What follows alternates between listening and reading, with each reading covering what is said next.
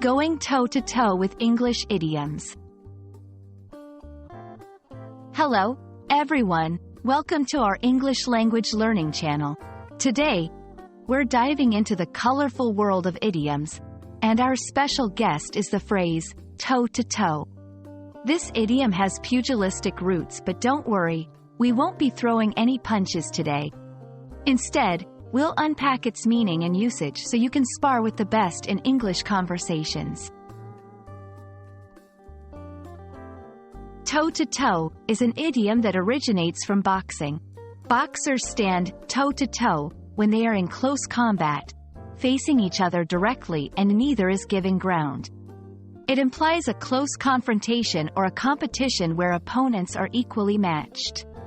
When you hear someone went toe-to-toe, it means they were engaged in a direct or intense confrontation. Let's look at some examples to see how toe-to-toe can be used in everyday English. In the boardroom, the CEO went toe-to-toe with the shareholders over the company's new direction. The two candidates went toe-to-toe in a heated debate last night. Despite being smaller, the point guard went toe-to-toe with the center, showing no fear.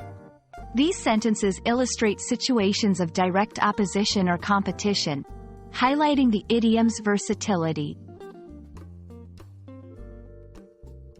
If you're looking for other ways to express a similar sentiment, here are a few synonyms and related phrases. Head-to-head, often used to describe a direct competition where two parties are vying for superiority. In close quarters, this can refer to physical proximity and intense competition. Neck and neck, used when competitors are at an equal level, especially in races or contests. And that's a wrap on toe-to-toe. We hope you feel more confident using this idiom in your English conversations. Remember, language learning is a journey, and you're doing great by expanding your idiomatic horizons.